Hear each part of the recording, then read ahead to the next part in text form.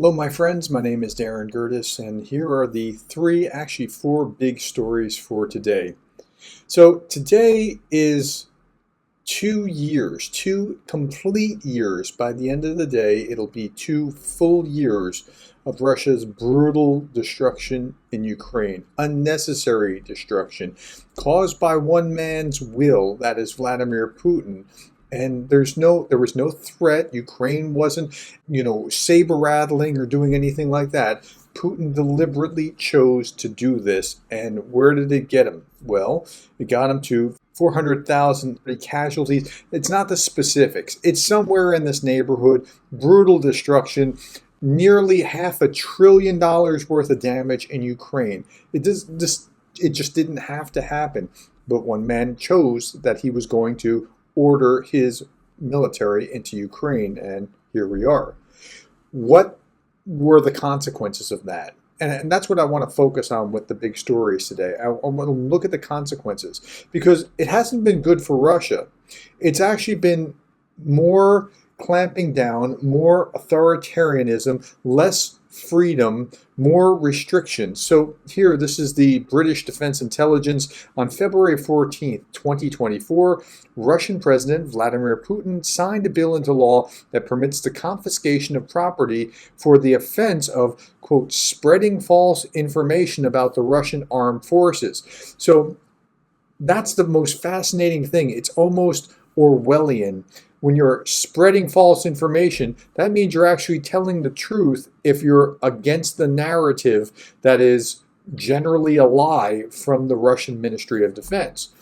An offense largely designed to silence domestic critics of its war in Ukraine. So the Russians, in invading Ukraine, have actually tied their own wrists and tied themselves so that they can't actually speak truth to power.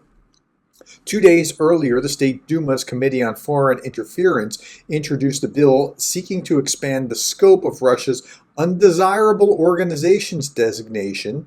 This is likely aimed to further limit the operation of Russian-language Western media organizations such as Radio Free Europe and Deutsche Welle and BBC Russia Service. So we're not just tying them up so they can't say it, but they don't want other alternative views in the country. So you're even more bound than you were before with every measure.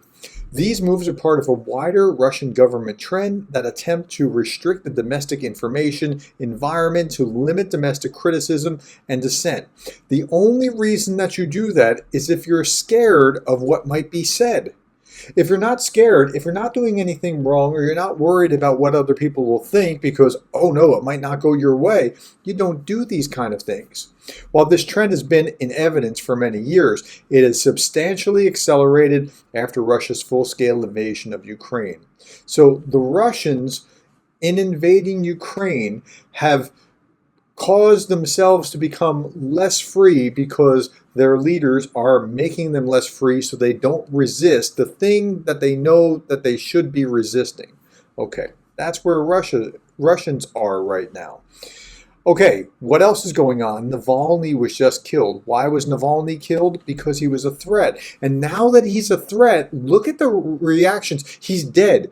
And he's more of a threat than he's ever been because he's dead, because he's now been martyred, to the point that the Russians have to take these kind of extraordinary measures.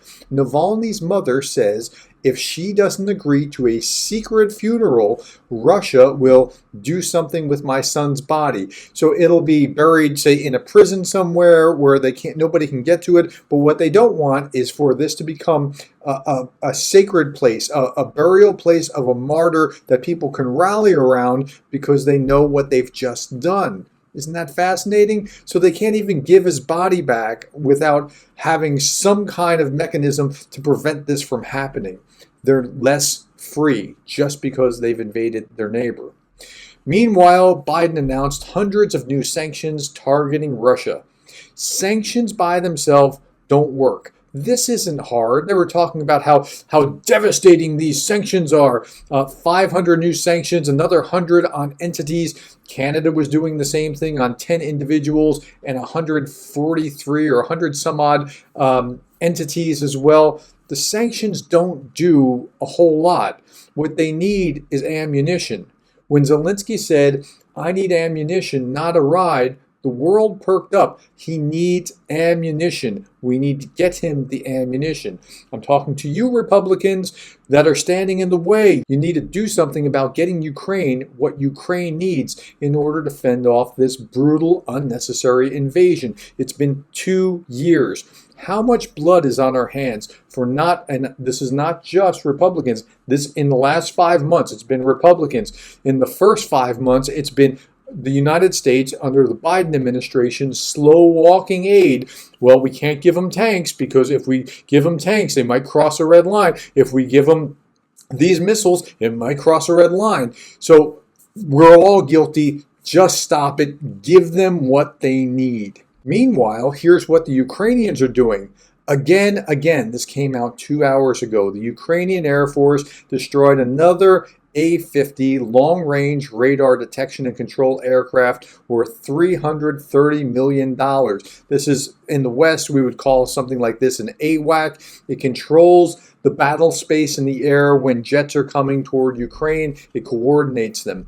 So that's a big day, $330 million. The Russians only have about 12 of these, maybe 15 of these, something like that. And they only have 7, I think it was 7, that were upgraded. And so that's a good day. Well done, Ukrainian defenders. Okay, here's the last thing. I want to leave you with this cartoon. Cartoons sometimes tell us a lot that we need to understand about what's going on in the world. And while NAFO is humorous, they often tell us the truth. And this isn't a NAFO cartoon, but I think we often discount this and we shouldn't. Hold on, we can't be tired, says this Ukrainian soldier with his arm in his sling, rallying his people. And what are we doing in the West? Oh, I can't watch this. I can't pay attention to this anymore. I'm just too tired. You're in your comfortable home, in your bed. What could we be doing to support those who are on the front line? What can we do from where we are to support this righteous cause? Because it is a righteous cause. 2 years ago tomorrow, Russia invaded Ukraine. And the world finally took notice. Now, they had been there for 8 years before that, but now the world took notice. And did the Ukrainians run? No. They stood up. They were counted. They fought. Some lost their lives. Many lost their lives. And if we really care about democracy like we say that we do, we too need to stand up and be counted. And what that looks like to each of us might look different. And on the second anniversary of this awful war in Ukraine, do your part to stand up and be counted. And that could take many forms. It could be writing your legislator. It could be donating money. It could be informing yourself and informing others. Whatever it is that you choose to do, thank you for doing your part.